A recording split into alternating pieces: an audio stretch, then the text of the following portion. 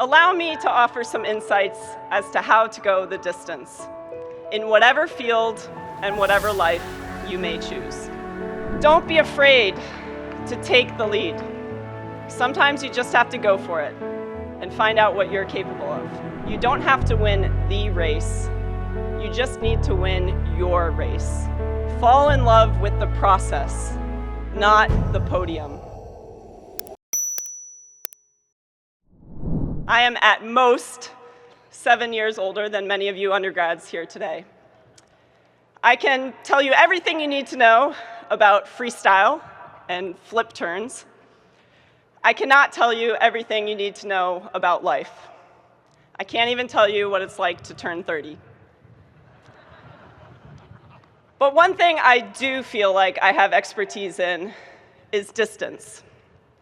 As a distance swimmer, I have logged a lot of miles in the water. I've spent countless hours practicing and staring at that black line on the bottom of the pool, learning what it means to keep going when no one is watching. So Stanford, class of 2025, allow me to offer some insights as to how to go the distance in whatever field and whatever life you may choose. In my experience, there are 3 elements to going the distance: pacing, process, and time. So let's talk about pacing first. I was 15 years old when I won my first Olympic gold medal. Looking back now, it's crazy to me too. So let me set the scene for you for the race. I had just finished my freshman year of high school. I was the youngest member in the entire US Olympic athlete delegation, and it was my very first time swimming in a meet outside of the United States. Nobody knows who I am. The Olympics are in London, and the defending Olympic champion and favorite in my race is British. Her name is Becky Adlington, a really gracious champion, and so I know the crowd will be chanting, "Becky, Becky." And I have programmed myself to think they are shouting, "Ledecky, Ledecky."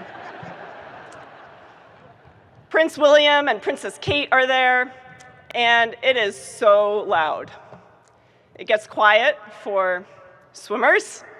Take your mark. Then the beep goes off, I dive in, and I'm instantly in the lead. My coach at the time, Yuri Sugiyama, and another coach, the late, great John Urbanchek, had advised me to be cautious not to go out too fast, given the excitement I would feel swimming in a lane next to the reigning Olympic champion. Well, I didn't quite listen to that advice. I took the lead from the start, and I kept expanding on it. About midway through the race, I remember thinking, where is everybody? There's a brief second where I wonder if I'm doing something wrong, like I've gone out too fast. Then I tell myself, just keep going. And I did. I won by over 4 seconds. Yeah. Thank you. So after my win, Coach Urbanchek comes up to me with this befuddled look on his face and says, "You didn't follow the plan." Then he gives me a big hug and says, "But that's okay."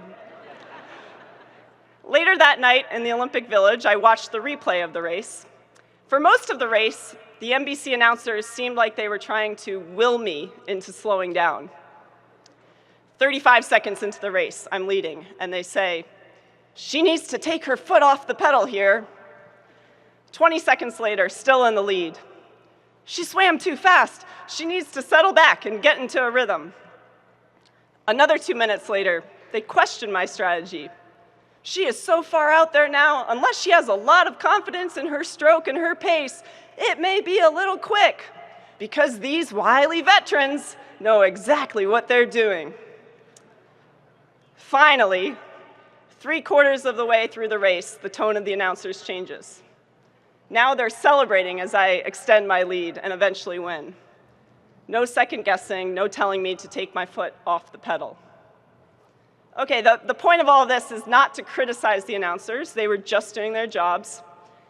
But can you imagine what it would have been like for me if I were hearing that commentary the whole time I was swimming?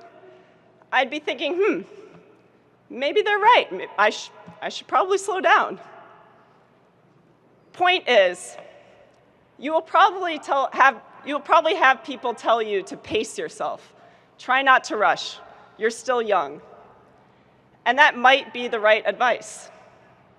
But I also want you to consider where being young and unknown could be an advantage. Go fast when you need to go fast. It's easy to hear the voices telling you to pace yourself and take your foot off the pedal. But I've found that once you start fast, you can go further than you think you can. So I say to you today, listen to your coaches, listen to your family members, listen to your mentors and bosses, but also listen to yourself. Don't be afraid to take the lead. Sometimes you just have to go for it and find out what you're capable of. Of course, knowing when to go full speed is only part of the equation. Going the distance is also about enjoying the day-to-day process. I'm often asked for my secret, as if there's some secret code to Olympic gold. And today, Stanford, I'm going to share my secret. Ready? Truth is, there really isn't a secret.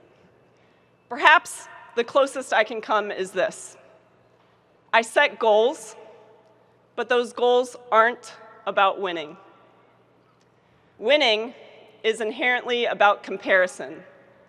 Comparison to others, and then even if you keep winning, you eventually get compared to yourself, a younger, more dominant version of yourself. That's why my goals are always about my own performance, and my goals are always times. Last month, I hit a time I hadn't hit in 9 years. I was elated. Thanks. I talked about that time like it was an old friend. 3:56, great to see you again. Afterwards, I was being interviewed, and I could tell the reporter wanted me to say I'd been chasing my own ghost from 2016. Truth is, that's not what I do. I chase goal times, not my past self. I stay focused on my pacing, my technique, and the effort it will take to reach those goals. The real race is always the same. It's me against my goals. Now, I'm not oblivious to the fact that hitting those goals may result in winning, and I don't want to downplay the feeling of winning gold. Being on that medal stand is a feeling I wish everyone could experience. But when I look back at those races, what gives me the most joy is the goal being reached. This is why I tell you, you don't have to win the race. You just need to win your race. And winning your race means falling in love with the process. Fall in love with the process, not the podium. I've been in an Olympic final race 15 times, which is 170 laps, or around 5.5 miles. But I estimate I've swum around 26,000 miles in my life. And actually, I'll do another few later today. All told, that's 26,000 miles to set up about 5.5 miles of Olympic finals. Swimmers talk about the fact that every time you swim in a practice, you are putting miles into the bank to call upon in competition. As you move forward, trust your process. Fall in love with your process. Build a community that supports that process. And trust that all those small, seemingly insignificant moments have added up to something special. They've made you into the person you are today. There's one more element we need to discuss, and that's time. This probably sounds like I'm going to reference the stopwatch again, but I actually want to talk to you about how you spend your time and who you spend it with. We don't know exactly how long our distance in life will be.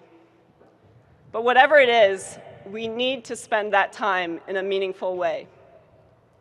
Sometimes that means trying to get from point A to point B as fast as we can. Most times, that means dealing with uncertainty. It means spending time on hard problems, problems that you sometimes can't solve on your own. As you leave Stanford, so many of you are going places where you won't have a roadmap. The truly important work will sometimes feel like you're swimming alone. Yet I've found those are the moments where I most needed my people, my family, my teammates, my coaches. They're the voices that carry you through the tough times. I want you to remember this. Stanford was the best choice on your first day. It's the best choice on your last day. I've loved everything about being a Stanford grad, and I think you will too. And the best is yet to come. So graduates, take your mark and go out there and make your mark. Congratulations, class of 2025. Thank you.